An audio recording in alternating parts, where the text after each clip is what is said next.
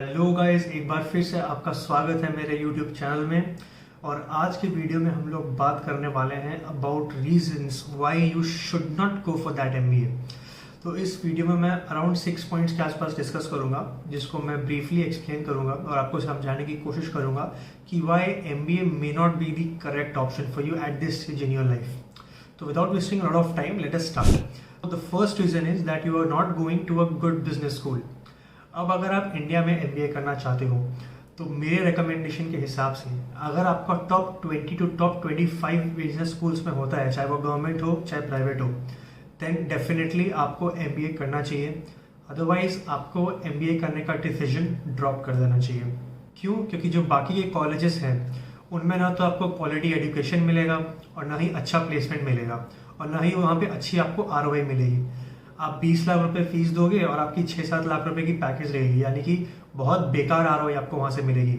और इससे आपका प्रोफाइल भी खराब हो जाएगा। आपकी जो पेडिग्री है, आपकी जो डिग्रीज है जहाँ से आपने पढ़ाई की है, और आपकी जो ओवरऑल प्रोफाइल है वो कुछ हद तक खराब हो जाएगी।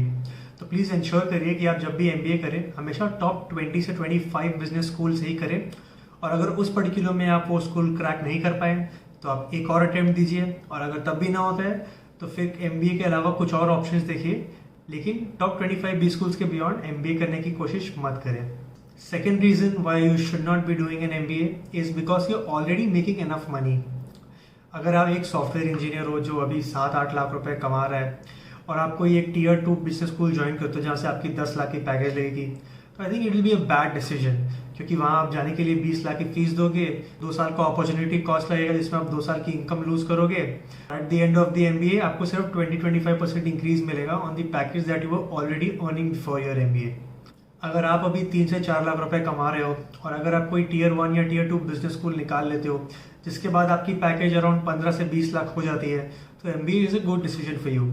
और अगर आप अभी सपोज 10 लाख कमा रहे हो और अगर आप टीयर 1 इंस्टीट्यूट निकालते हो, यानी likes of the top IIMs, XLRI, ISD, तो आपकी बात तो एमबीए के बाद जो आपका पैकेज होगा that will be upwards of 25 lakh. So that is also a great decision.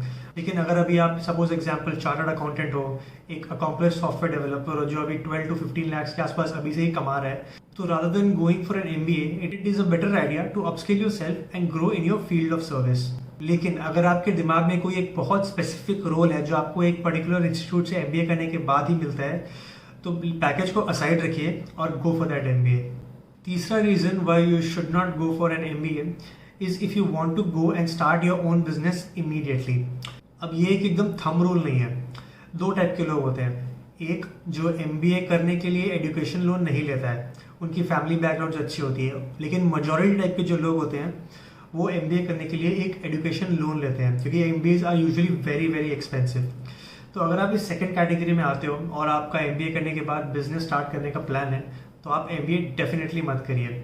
अगर आपको बिजनेस ही करना है तो rather than going for an MBA आप अपने लाइफ का 1 साल दीजिए, थोड़े से पैसे लगाइए और बिजनेस करने की कोशिश करिए खुद से। I am sure that you will be able to learn much more than what you will be able to learn during that 2 years in your MBA. The reason being क्योंकि इंडिया में जो लोग एमबीए करते हैं that is predominantly for employment opportunities. लोग company में नौकरी करने के लिए एमबीए करते हैं, बिजनेस करने के लिए नहीं करते हैं। I know that is a harsh pill to digest, but yes, it is true and is a harsh reality of the Indian MBA scenario. The next reason is that you may not be able to get the role that you want to do after your MBA. अब जो MBA के जो placements होते हैं बहुत random होते हैं। हो सकता है जब आप कॉलेज जाओ तो आप जिस कंपनी को, जिस रोल को टारगेट कर रहे थे वहाँ पे आपकी नौकरी लगे ही ना, क्योंकि ऑब्वियसली बहुत सारे फैक्टर्स इन्वॉल्व होते हैं, बहुत सारे एक्सटर्नल और इंटरनल फैक्टर्स इन्वॉल्व होते हैं। आपकी प्रिपरेशन के ऊपर डिपेंड करता है, उस पर्टिकुलर ईयर में मार्केट कैसा है, जॉब मार्केट कैसा है, रिसेशन चल रहा है या मार्केट बूम कर रहा है, वो डिपेंड करता है। और on the day of the placement आप कैसे परफॉर्म करते हो उस पर भी डिपेंड करता है कि आपका उस पर्टिकुलर कंपनी में, उस पर्टिकुलर रोल में आपकी नौकरी लगती है या नहीं। और हाँ, जब हम एमबीए करने का सोच रहे होते हैं तो हमारी एज काफ़ी कम होती है, वो अपने अर्ली 20s में होते हैं।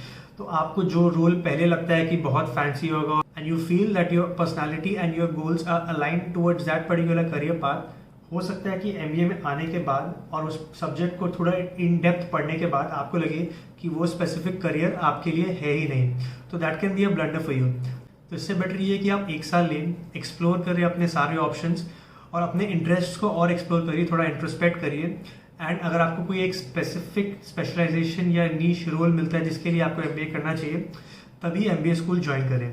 नेक्स्ट रीजन है that the value of your MBA will not last for ever. अब अगर आप कोई टॉप बिजनेस स्कूल से MBA करते हो, तो आप सपोज आपने IIM अहमदाबाद या बैंगलोर या कैलकाटा से MBA किया या ISB से MBA किया, तो उसकी एक स्पेसिफिक परसीव वैल्यू होती है।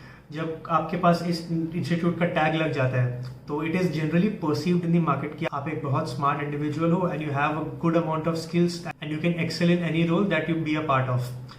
बट रियलिटी में after a course of time ये चीज़ें फेड हो जाती है।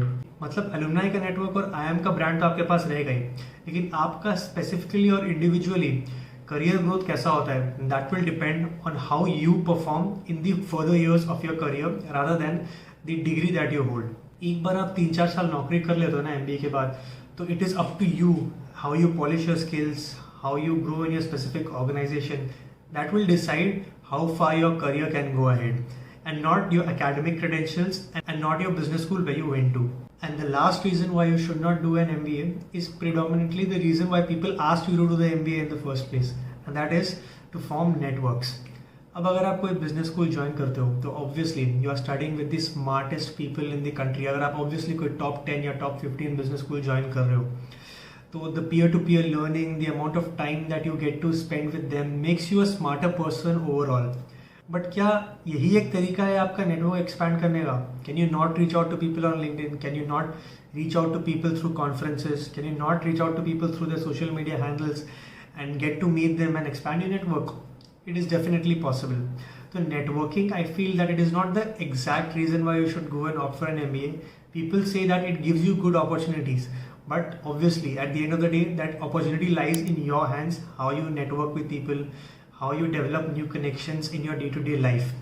So ensure करिए कि जो reasons मैंने आपको बताए हैं उसको आप एकदम मद्देनजर रखते हुए डिसाइड करें कि आपको MBA करने जाना चाहिए कि नहीं। और हाँ, एक बार फिर से मैं बोल दूँ, अगर आप MBA करना चाह रहे हैं तो इंडिया के टॉप 20 to 25 बिजनेस स्कूल से ही MBA करें, वरना आप उसके बाद MBA ना करें, क्योंकि वो आपके लिए एकदम फिजिबल ऑप्शन नहीं रहेगा। थैंक यू आज का वीडियो देखने के लिए। अगर आपको ये वीडियो अच्छा लगा तो प्लीज़ मेरे चैनल को लाइक और सब्सक्राइब करें, और ऐसे और यूजफुल वीडियोस देखने के लिए कीप फॉलोइंग मी।